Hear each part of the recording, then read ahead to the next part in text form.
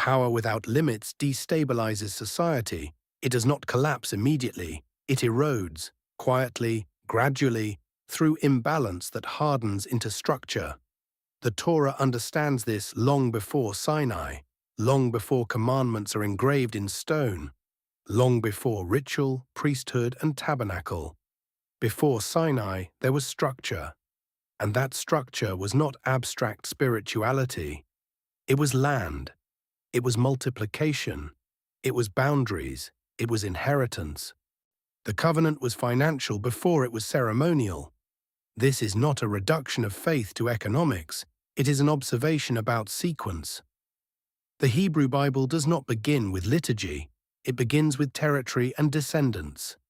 To understand this, we must return to the earliest chapters of Genesis, not as devotional reading, but as constitutional text. 1. The first promise. Geography. In Genesis 12, Abram is told, "Go from your land to the land that I will show you." The first covenantal movement is relocation. Geography precedes law. This is significant. Ancient covenants in the Near East often revolved around vassalage and tribute.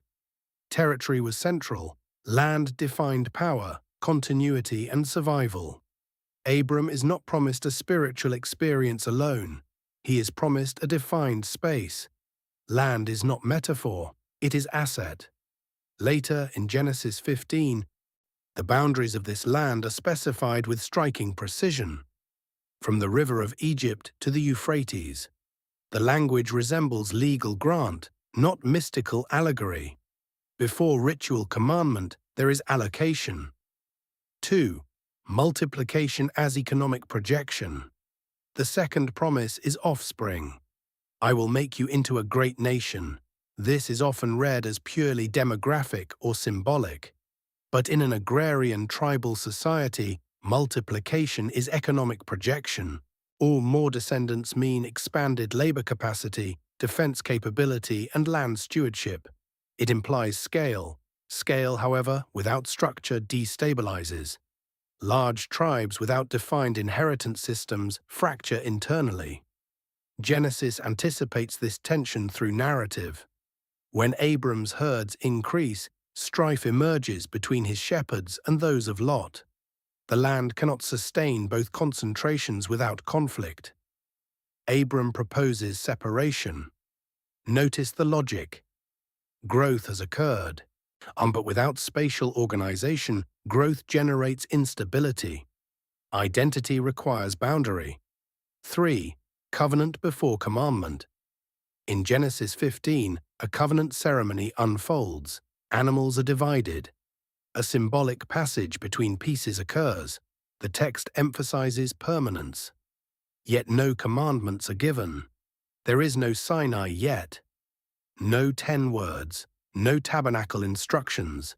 Instead, the covenant focuses on inheritance and possession.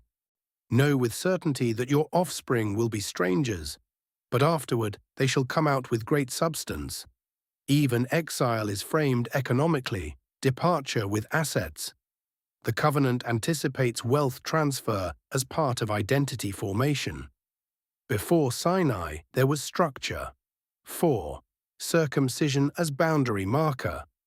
Genesis 17 introduces circumcision as sign of covenant. It is often treated purely as religious ritual, but its timing is instructive, and the sign is attached to the promise of land and descendants. It functions as identity marker before Sinai law codifies behavior. Identity precedes instruction. Economic structure requires recognizable membership. Who inherits? Who belongs? Who transmits? Circumcision marks covenantal lineage physically. In legal terms, it demarcates the transmission line. V. Isaac and the wells. In Genesis 26, Isaac redigs wells that had belonged to Abraham, and conflict arises with neighboring groups over water rights. Wells represent infrastructure. Control of water equals survival. Isaac does not wage conquest. He relocates and re-establishes. He names wells. He formalizes possession. The narrative is economic. Identity persists through stewardship of resource. No altar dominates this chapter. Wells do. The covenant unfolds through asset management. 6. Jacob and structured blessing.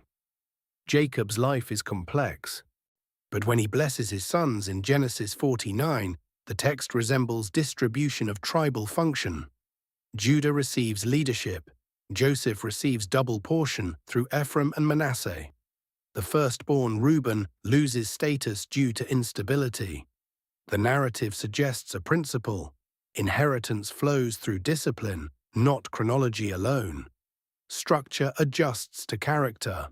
This is not spiritual abstraction, it is governance logic. Tribes require internal order before law is centralized at Sinai. 7.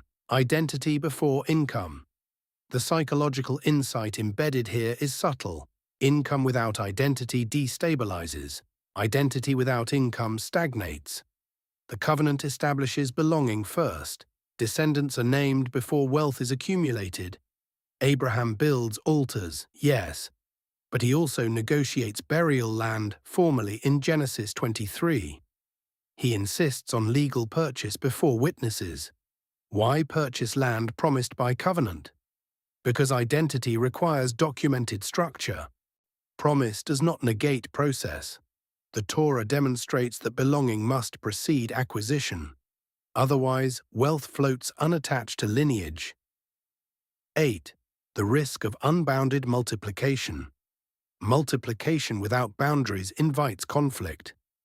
The Tower of Babel narrative earlier in Genesis illustrates concentration without dispersion.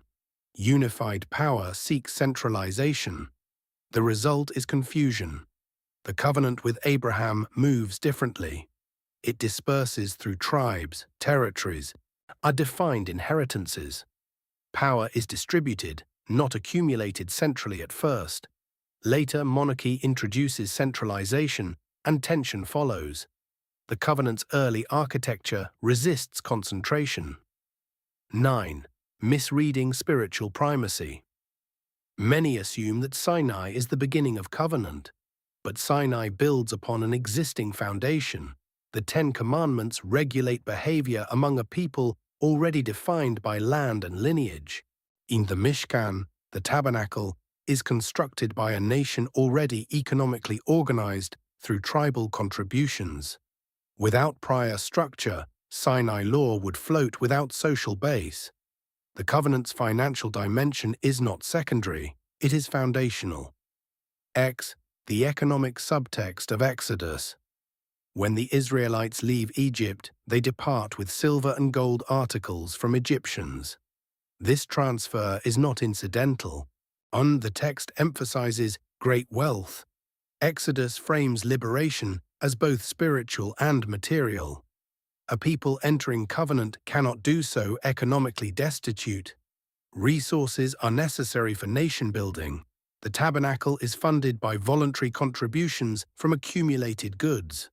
Again, structure precedes law. 11th. The discipline embedded in promises of land and multiplication could foster entitlement. The Torah tempers this. Abraham must journey, Isaac must cultivate, Jacob must endure exile before return. Acquisition unfolds through time. The covenant does not bypass discipline. Identity shapes economic posture.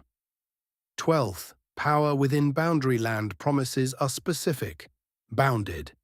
Multiplication is contextualized within territory. Power without boundary destabilizes. The covenant embeds boundary into promise. Even kings later are warned not to multiply horses excessively or accumulate wealth beyond limit. These instructions echo the original architecture. All identity defines limit. 13. Historical continuity. Throughout Jewish history, the emphasis on inheritance documentation, community governance, and structured charity reflects this early pattern. Synagogues were built not merely as houses of prayer, but as communal centers regulating economic interaction. Marriage contracts defined financial obligations clearly. Covenant identity regulated wealth behavior. Before Sinai, there was structure. After Sinai, law codified it. 14. Mend the subtle conclusion. The covenant was financial before it was spiritual, not in opposition to spirituality, but in sequence. Land defined belonging. Multiplication projected continuity. Boundaries preserved stability. Sinai did not create a people ex nihilo. It formalized a nation already structured by territory and lineage. The Torah's architecture suggests a principle. Identity must precede income. Structure must precede expansion. Boundary must precede power. Without these, a multiplication becomes fragmentation, and power without limits destabilizes society. The Abrahamic covenant understood this at inception. Before Sinai, there was structure, and within that structure, the possibility of spiritual law could endure, quietly, sustainably, across generations.